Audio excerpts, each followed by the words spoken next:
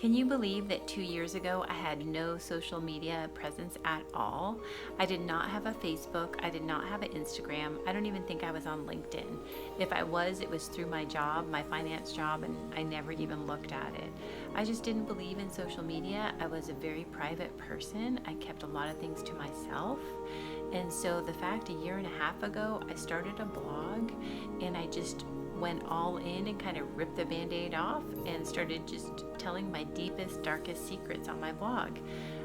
My family was kind of like, hey, she's changed. And no one was more surprised than me that I just had this urge to put my words out there. I'd always enjoyed writing, and I've written in my journal since I was about 10 years old. And I just had this urge just to speak my truth. And so that is how I started out on social media. I had an Instagram account that I would post just like sayings and like Buddha heads and different things. But basically the Instagram was to get people to read my words. So if you just know me through Instagram and you don't know my website is womanwhy.com. It looks like this, if you can see it. And this is where my blog is. I have blog posts dating back, I've written every week for a year and a half.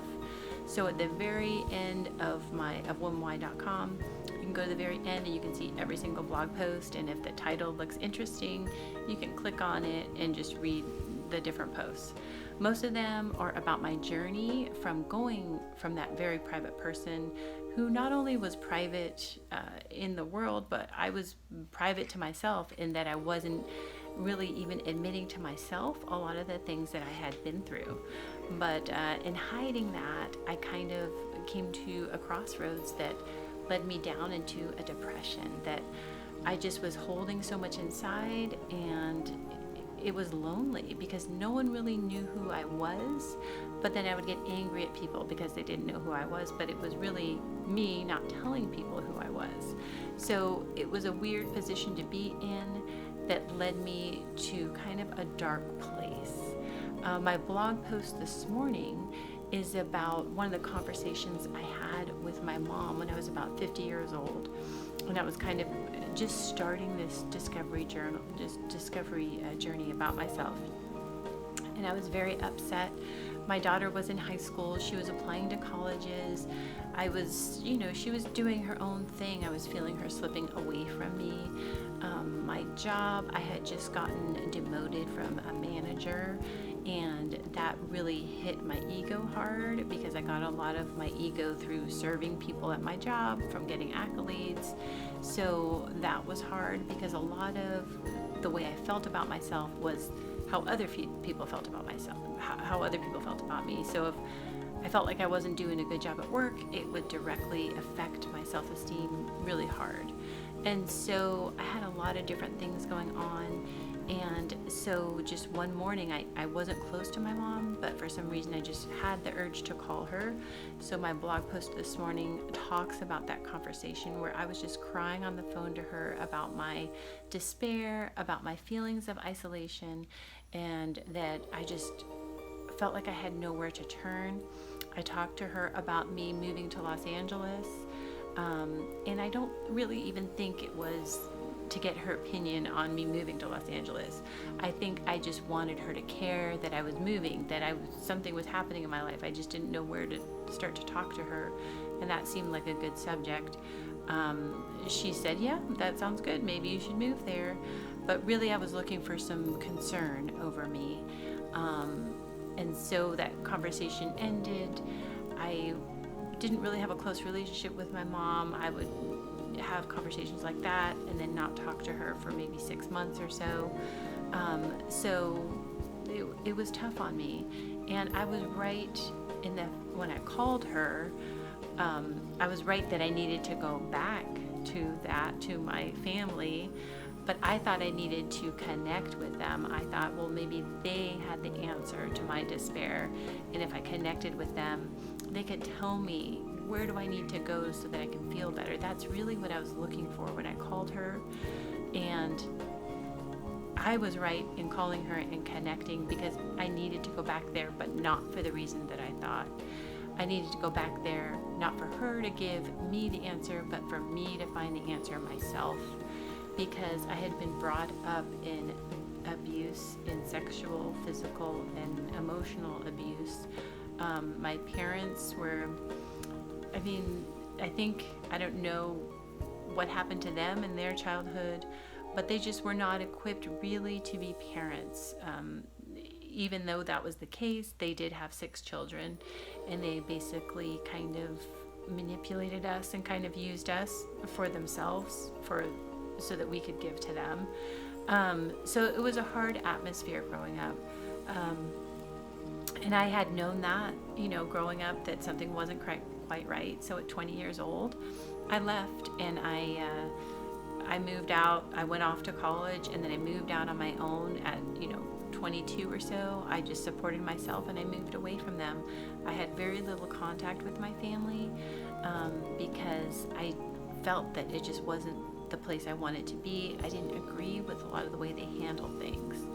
And given that, you would think that, I resolved everything. I saw the abuse for what it was. I moved on. But that wasn't the case. I was still in hiding. I still was not admitting to myself and to my friends and the world, the people around me, really where I came from. And that was that I came from that abusive past. I thought I just wanted to hide it. I just wanted to bury it. I didn't want to look at it. And when I did look at it, I always looked at it from the point of view of my family members, or from the point of view of my mother or father. Like, why did they act like that? Why did my mom act like that? Why did my dad act like that? Why were my siblings okay with it? Why did I seem like the only one that wasn't okay with it? When I looked back, I looked at it as a group of all of us, and I didn't look at it from my point of view, from that little girl's point of view and the hurt that she suffered. And what was I doing? How was I feeling?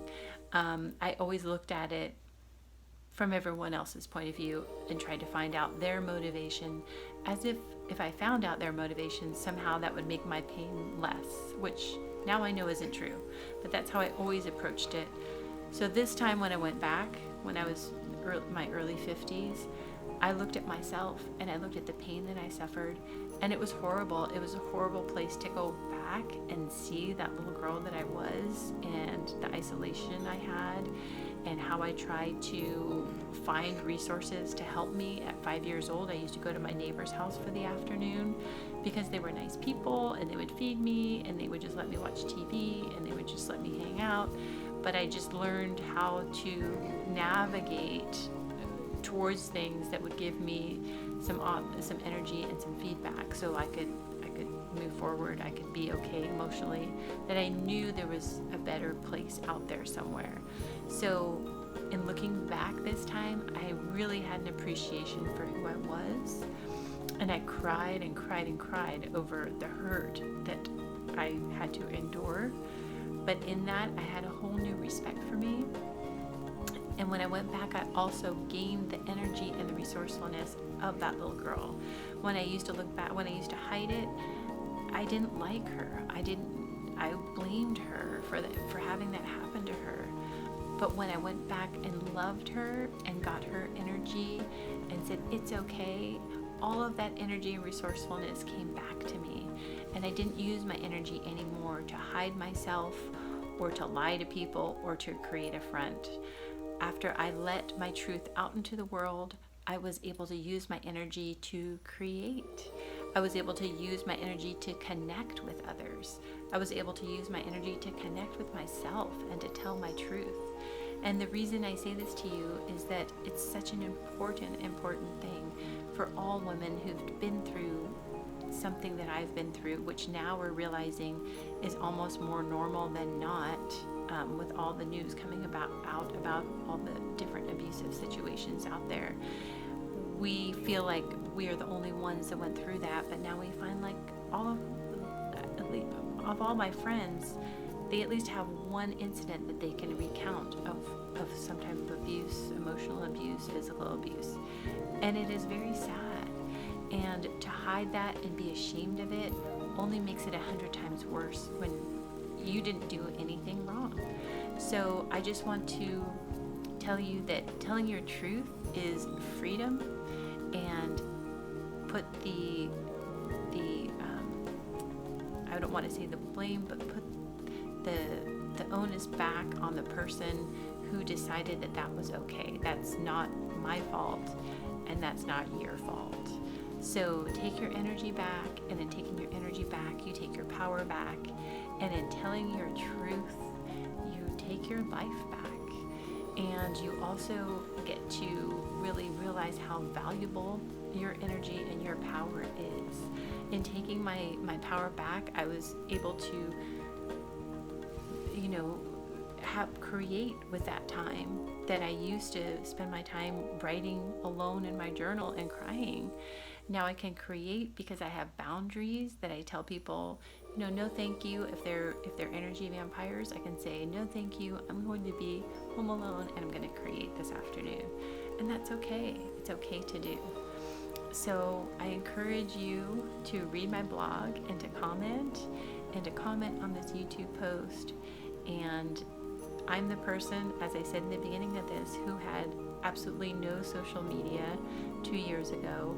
And the reason I'm out on social media now, I have an Instagram, I have a website, I have a blog, and now I have a YouTube. I feel that this is such an important message that I'm willing to put myself out there and talk about it, to encourage other women to talk about it. And I want, through my art, my art to represent that power in all of us, and that when other women look at my art, they feel the pure joy and energy of that little girl in all of us, that was that innocent little girl that had the highest hopes for the world. And we all know who that little girl is. We need to reclaim her and get that energy back, take care of that, and get it out into the world, because the world really needs all of our good energy to take care of it and to heal it. So thank you, and subscribe to my YouTube channel.